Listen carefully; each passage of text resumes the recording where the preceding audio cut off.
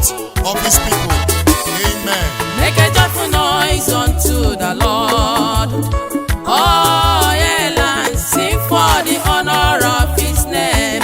Let his praise be glorious.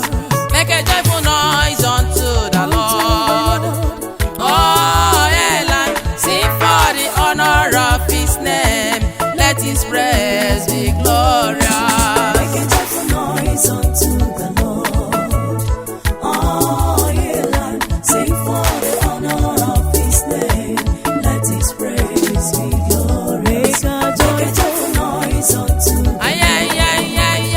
Oh, yeah, land, sing for the honor of his name. Let his praise be glorious. I said, Noise unto the Lord. unto the Lord. Oh, yeah, land, sing for the honor of his name. Let his praise be glorious. Why will you praise him? Because he has given you life. He has given you shelter. He has provided for you. You are not blind. You are not deaf. Even those who are blind and deaf still praise him. Make a Lift joyful your hands noise and unto worship the him. Lord. Oh, yeah, land, sing for the honor of his name. Let his praise be glorious. Make a joyful noise unto the Lord. Inhabitants of the earth, sing for the honor of his name. Let his praise be glorious. Make a joyful noise unto the Lord. Make a joyful noise. Oh, yeah, land, sing a joyful noise of his name. Hey, whoa. Let his praise be glorious. Make a joyful noise Make a joyful noise unto the Lord. unto the Lord, unto the Lord. He's worthy of your praise. Honor of his name. Hey, Let whoa. his praise be glorious. Make a joyful noise unto the Lord. Mba niile, Oh, yeah, he's worthy of your praise. honor of his name. Ụwa niile, Praise be glorious. unto the Lord be all honored. Unto the Lord be all praises. A joyful noise. Oh Lord my God, how excellent is your name. Excellent is your name. Oh Lord my God, how excellent is your name. Excellent is your name. In all the earth, how beautiful is your name. In all the earth, how powerful is your name. N'elu ụwa niile, how beautiful is your name. N'ezinụlọ m, ya nụkiri enyi dị mma Chukwu. N'ebe niile, ịdị mma Chukwu karịrị akarị. Sing for the honor of his name. Let his praise be glorious. Make a joyful noise unto the Lord. Make a joyful Hey, noise. whoa. Oh, yeah, make Hey, a joyful whoa. noise of his name. Odogwu ka ọ bụ. Praise be glorious. I said, Noise unto the isi nke ndụ m, Lord. chi kacha chi niile nụ. Odogwu n'agha, odogwu n'agha. David said, I will bless the Lord at all times. His praise shall continually be in my mouth. No matter your condition, no matter what you're facing right now, can you stand on your feet and worship his name? Ebe niile ị gara lee, ọ bụ de Chineke na-ede. Ebe niile ị jere lee, ude Chukwu na-ede n'ụwa niile. Ije n'ala mmụọ, ọ bụ de ya na-ede. Ịbatakwa n'elu ụwa lee, ude Chineke na-ede. N'eluigwe, ọkwa ndị mozi na-aja ya mma. Let's sing for the honor of his name. Let his praise be glorious. Ụmụ Chineke niile, ndị a tara n'ọbara nwa atụrụ, bịanụ soro m, ka anyị jabe onye ji ụwa mma. Brọda bụ nwanne m, ị na-ezinụlọ gị, ya ka jawa Chineke mma n'okwesị. Ị ma na di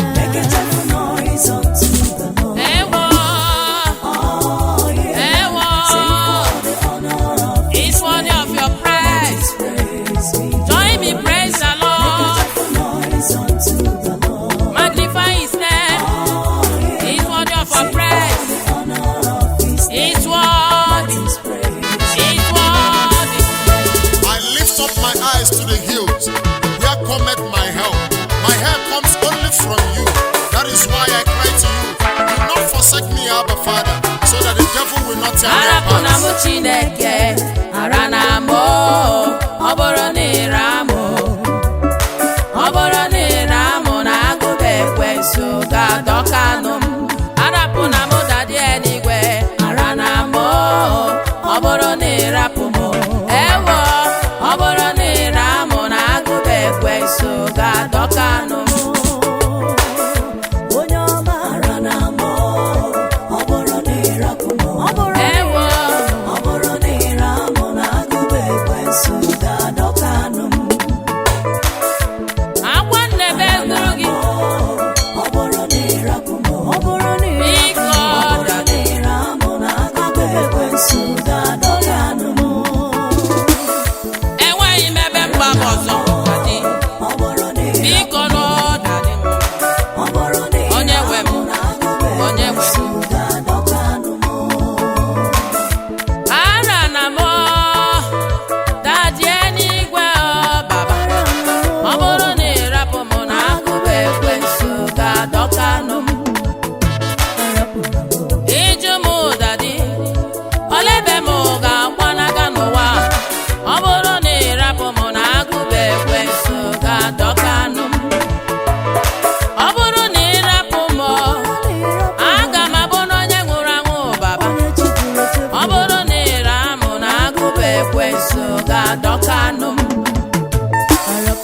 ire amaka ajọ mmụọ na ajọ mmadụ ga-egbupụ m ha ga-egbupụ m ọ bụrụ na ịrapụ m na agụba ekwensu ga-adọkanụ m ekwensu na-agagharị ya dịka ọdụm na-achọ onye ha ga-enomi ewo ọ bụrụ na ịrapụ m na agụba ekwensu ga-adọkanụ m biko biko biko kpuchite m dịka ọkụkụ kpuchiri ụmụ ya ụlọ ezinụlọ m ọ bụrụ na ịrapụ m na agụba ekwensu ga-adọkanụ m ara na m Chineke ara na m dadi eluigwe ewo ire amụ na agụba biko papa arapụna m na-ekwe nwa gị ara na m ara na m aka biko amụ na agụba ekwensu ga-adọkanụ Jehova ara na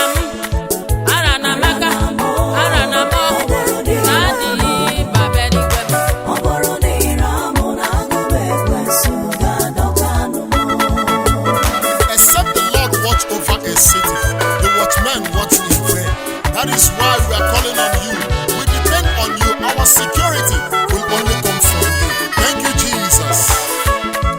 onye nwe m egwu ụwa tụgbuo m ọ bụrụ na ịrapụ m na agụba ekwensu ga-adọkanụ m ihe na-eme n'ụwa lee ọ na-atụzi nwa gị egwu ọ bụrụ na ịrapụ m na agụba ekwensu ga-adọkanụ m ọkwa nwanne duru nwanne ya jee na be dibịa jee gwọgbuo ya ọnwụọ ọ bụrụ na ịrapụ m na agụba ekwensu ga-adọkanụ m enyi ji maka na enyi ya nwere ego tiere ya nsị na mmanya ọnwụọ jewe ọ bụrụ na ịrapụ m na agụba ekwensu ga-adọkanụ m ọgwa nna were nwa ọ mụrụ amụọ tie ya na wọdụropụ gbachie ya wee gụọ ọgwụ ego ọ bụrụ na ịrapụ m na agụba ekwensu ga-adọkanụ m ara na m Chineke ara na mụ ara na m dadi eluigwe ara na m aka dadi ewo agụba ekwensu ga-adọkanụ egwu ụwa na-atụ m dadi egwu ụwa na-atụ m dadi eluigwe ọ bụrụ na ịrapụ biko biko biko biko biko ọ bụrụ na ire amụ ewo na agụba ekwensu ga-adọkanụ ana m ayọ gị dadi eluigwe ewo ara na m aka ọ bụrụ na ịrapụ ọ bụrụ na ire amụ na agụba ekwensu ga-adọkanụ Oh, Jesus. Your name is a strong tower, and the righteous runs into it, and we are saved. That is why we come unto you. Protect us, cover us, shield us, O Lord. your name is a strong tower where the righteous run and get safe your name is a strong tower where the righteous run and get safe your name is a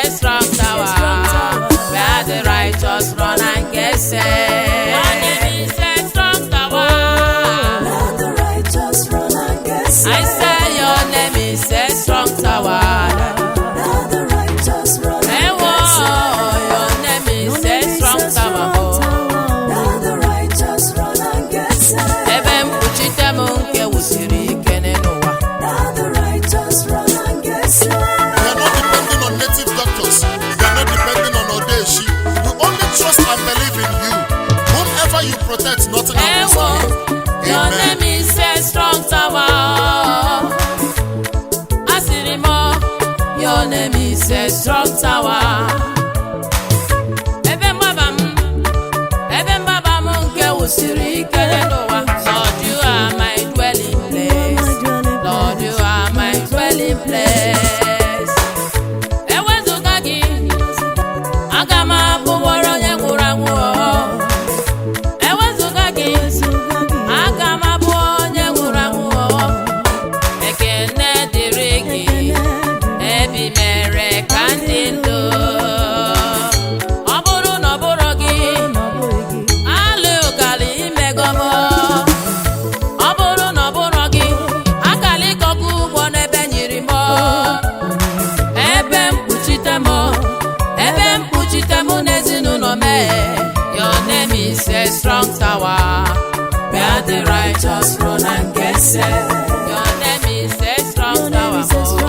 Where the righteous run and get I saved. say your name is a strong tower. Where the righteous run and get saved. Oh, your name is a strong tower. Where the righteous run and get saved. Ebe mkpuchite m nke wusiri ike n'ụwa. Where the righteous run and get saved. My hope is built on nothing less than precious blood of Jesus Christ.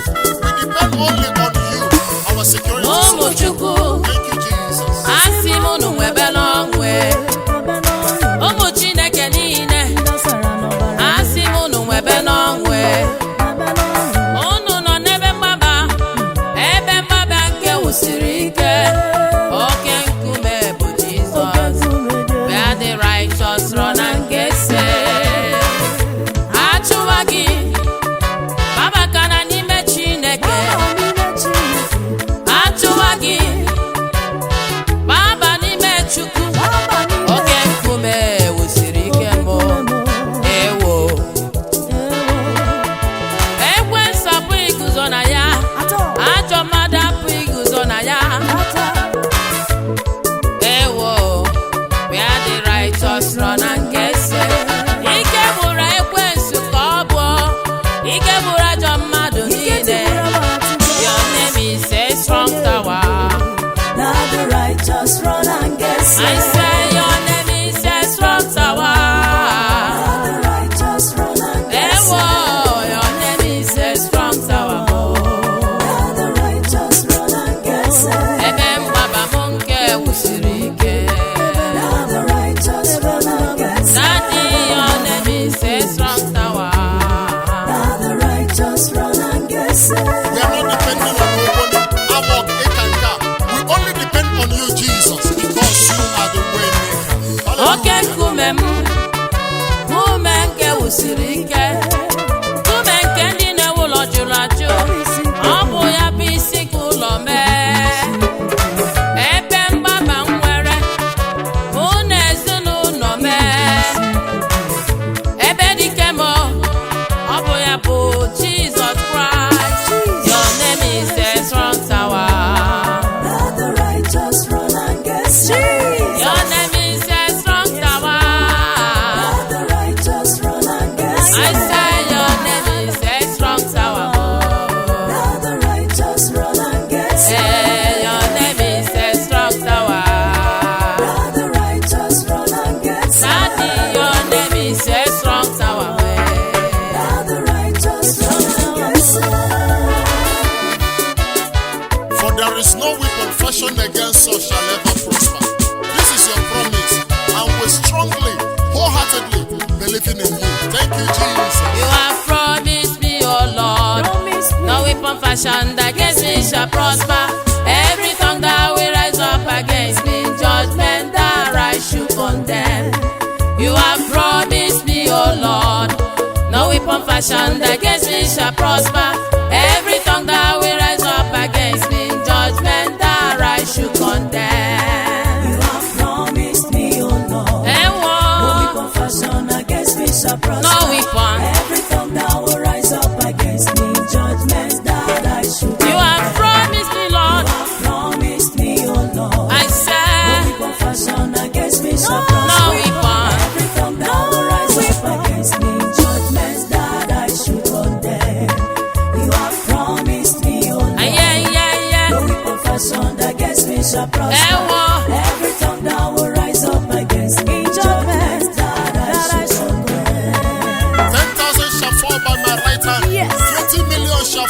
my left hand, they shall not come near me. This is your promise. If only I will walk according to your instructions, they shall follow me. You have promised me, oh Lord, no weapon fashioned against me shall prosper. Every tongue that will raise up against me in judgment that I should condemn.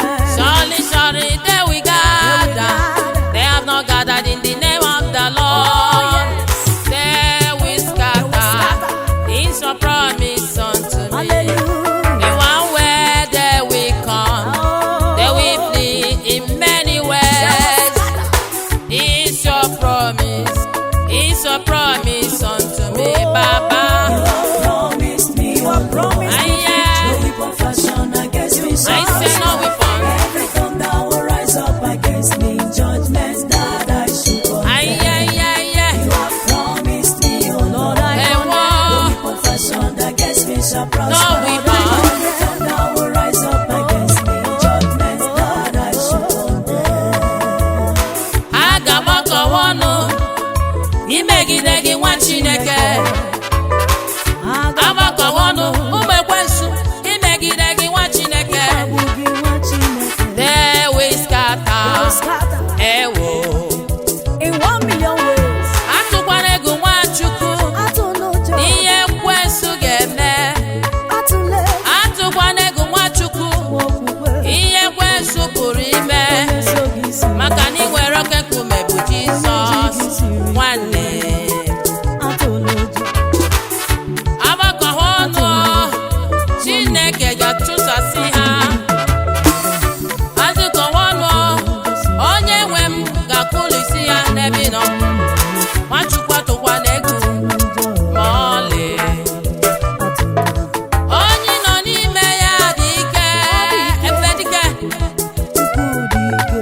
Onye nọ n'ime ya dị ike, Nwachukwu. Ị ma na ọ bụ ya bụ aka na-achị ụwa, ọ bụ ya bụ aka na-achị n'eluigwe. Ihimo dwell in the fullness of Godhead. O nwere ọchị dị ka ya nwanne. Atụkwana egwu chacha, gawa n'iru ikpere Chineke gị o. O nwere ihe ekwensu ga-eme gị o nwanne.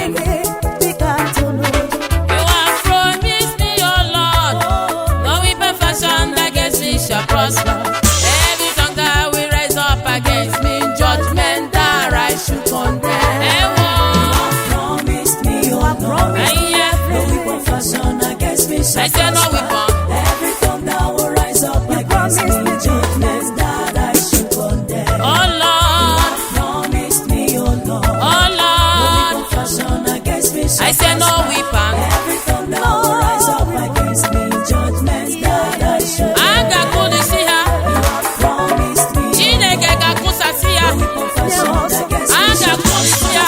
Every tongue that will rise up against me in judgment that I should condemn. Your word says that indeed they shall gather, but because the gathering is not of thee, there is 7 ways they shall scatter. When I walk in dominion. When I talk in dominion. When I sit in dominion. Hallelujah.